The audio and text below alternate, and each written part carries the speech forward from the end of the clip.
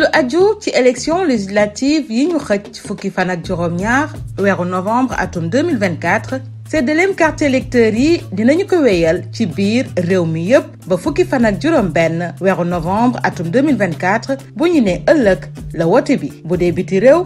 dina wéy ba fukki fan ak juróom-ñaar bésu wote bi. ñi mu yitteel mën nañu wéy di jëli seen carte électeur yi ci commission yi autorité administrative yi taxawal fukki fan ak ñaar weeru octobre atum 2024 ci préfecture yi sous préfecture yi mairie yi bu dee biti réew ci ambassade yi wala ci consulat yi. carte yi nag dinañ ko joxe loxo ak loxo bépp aji wote ci kaw mu wane carte d'identité biométrique bu CEDEAO ak récépissé bi mu bindoo. bu fekkee récépissé bi mu bindoo dafa réer aji wote bi dafay siife benn déclaration ci ngor ci kanamu commission bi. sama carte sama baat. dama ñëw teewe tey jii li nga xam ne moo xew mooy plateforme bi nga xam ne mooy xeex lépp lu jëm ci impérialisme colonialisme te itam ak xeex yi nga xamee ne yile moom le peuple yëpp di xeex xeet yëpp ñi nga xam ne dañu jànkaarloog maanaam ñiy xeex. peuple yooyu moo xam impérialisme la wala sionisme la maanaam comme Israël ñun nag dañu ñëw fii si turu coalition Palestine teewe ko pour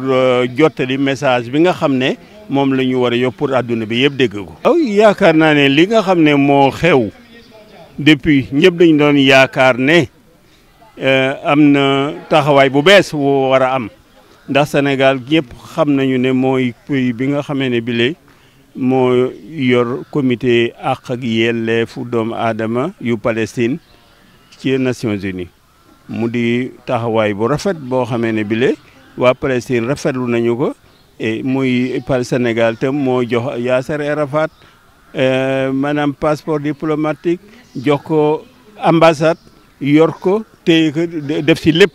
loolu nag mu di loo xamee ne li warul dellu gannaaw ñu yaakaar ne loolu dafa war continuer di yokk. et gis nañu nag le premier ministre def na ci déclaration bu am solo ne nañu isolé sax Israël carrément le président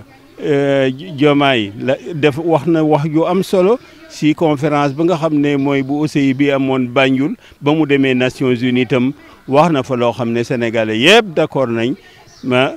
ba sax ci conférence bi nga xam ne def nañ ko si francophonie bu yàggul. suñu ministre de l'intégration africaine et des affaires étrangères Yacine moom itam wax na ne daal Sénégal dafa yaakaar ne li nga xam ne moo xew ci Palestine dootu xeex waaye def di génocide maanaam job yu doomi aadama di leen rey si loo xam ne dëppoowul ak yoon loolu nag day wane ne Sénégal am na taxawaay boobu nag mën na gën a fés comme ni ko Afrique du Sud defee maanaam nekk si maanaam ñi nga xam ne ñi le ñooy seet àq ak yelleefu doomu aadama ak àqu palestinien yi ñu def ko fële ci Genève yaakaar naa ne Sénégal te mënoon na ñëw fekk c'est Afrique du Sud ak yeneen pays yi jàppale waa Palestine ci côté boobu wala boog Sénégal mënoon na dem sax ba dàq ki nga xam ne bile mooy ambassadeur u Palestine fii ndax Sénégal moom mooy pays bi nga xamee ne bile ci Afrique moom la ñu gën a gis bu taxaw bu Afrique du Sud passé ci défendre Palestine Sénégal mënoon na dem ba bu mënul def loolu mu oo ambassadeur u Israël fii wan ko ne li nga xam ne moom la ñuy def d'accord ñu ci naka wax gouvernement ba Netanyahu bi nga xamee ne bile moom la muy def ñëpp nee nañ mën nañu ko méngale ak la ñu daan wax apartheid ci Palestine loolu itam ay façon la yoo xam ne sur le plan diplomatique war nañu ko mën a taxaw muy taxawaay boo xam ne ñu ngi koy xaar ñi nga xam ne nag ñooy xeex ci coalition bi ak yeneen coalition yi nga xam ne yi ak association yi xeexal Palestine yëpp ñun ñëpp dañu d'accord ne mbir mi daal duutu sax mbiru diine rek na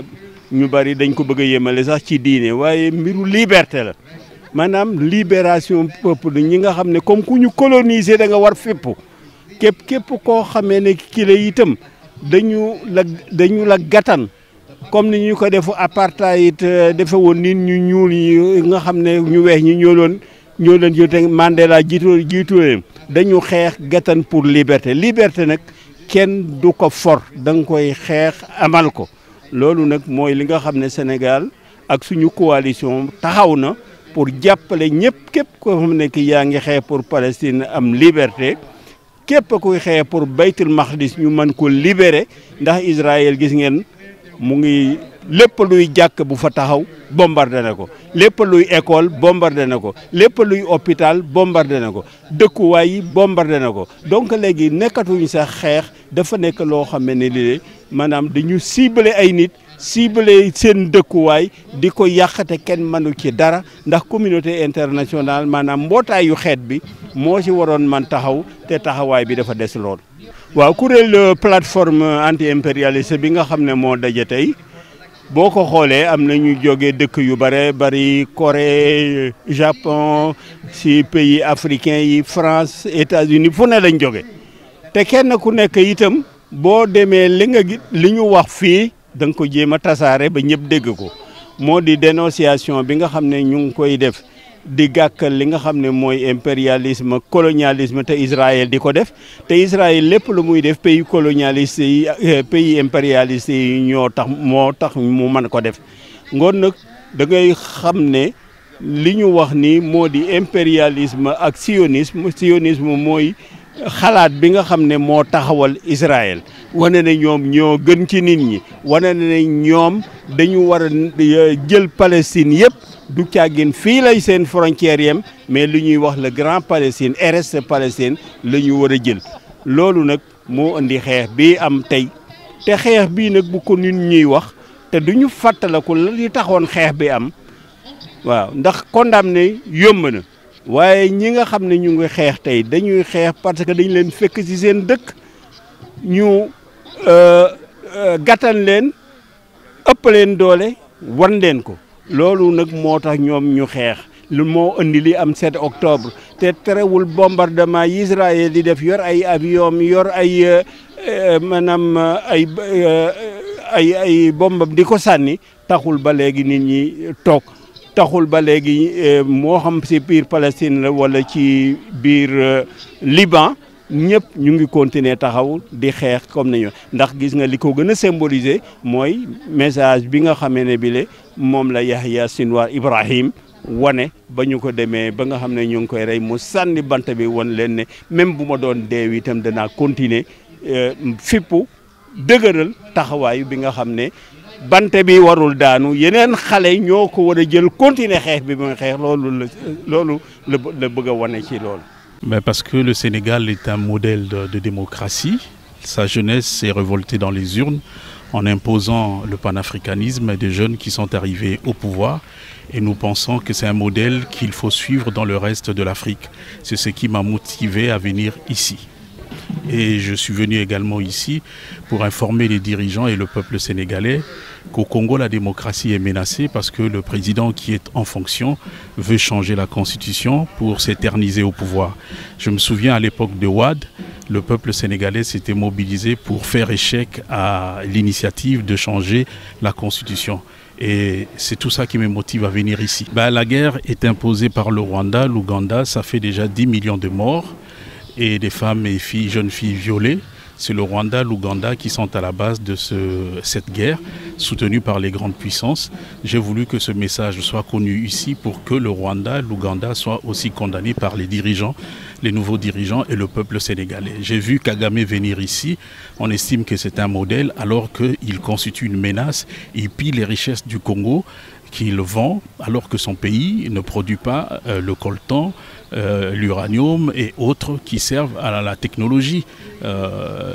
pour des grandes entreprises. Voilà, j'ai dit dans la salle tout à l'heure que ceux qui ont des portables en main ont le sang du peuple congolais. Donc j'ai voulu que le peuple sénégalais soit informé de cela, que le peuple sénégalais sache que nous sommes en train de nous battre aussi pour qu'on ait une vraie démocratie au Congo. Le Congo,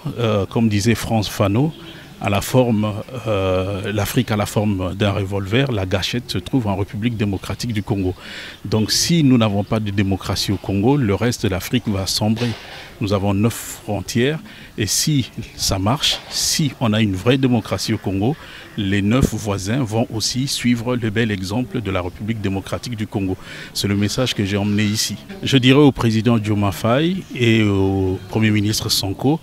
de s'intéresser à la situation de la République démocratique du Congo. C'est vrai, nous sommes loin, mais nous sommes en Afrique. Ils ont donné un bel exemple et cet exemple mérite d'être exporté dans d'autres pays qui sont en panne de démocratie comme au Congo. Voilà pourquoi je suis venu ici pour demander leur soutien, le soutien à notre lutte, le soutien aussi à notre formation politique, le Front démocratique africain.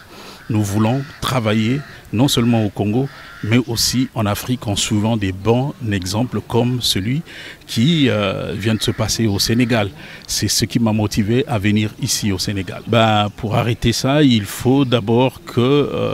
l'opinion nationale, internationale en Afrique, que tout le monde soit sensibilisé, que les gens se mobilisent pour dire non à la guerre, pour dire non à l'exploitation, au viol, et pour que cela change. Et l'attitude doit aussi changer dans les organisations internationales comme les Nations Unies, comme la CEDEAO, comme dans d'autres organisations où on retrouve des dirigeants des pays qui sont représentés. Et la politique doit être la même, l'égalité, le soutien et la fin de la guerre. C'est ça notre vision par rapport à cette question.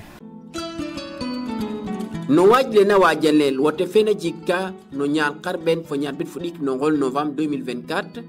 akate gena mbote tikel oya lasrel gene khana lasrel no Sénégal fop bono nyal karben fo nyal bit fuleng no gol novembre 2024 roga fet ka wote fene nda kila sax khana mada chox tel bono nyal karben fo nyal bit fudik no gol novembre teref ka nyal na wote fene ref ka na gila sax numbaga mada ngota carte électeur nun no xapinyexe andona xate matne sipu no nyal kan ben fo nyal ik no gol novembre 2024 no kulanke matne sipna tare préfecture sous-préfecture mairie mbit bog xapinyexe Sénégal sipna kila sax tangoel ko représentation diplomatique mbit consulaire ak carte wotelene alengal o yalu mota choxel ya ta choxtina ak carte d'identité biométrique CEDEAO mbit bog o récépissé o lata bindot ina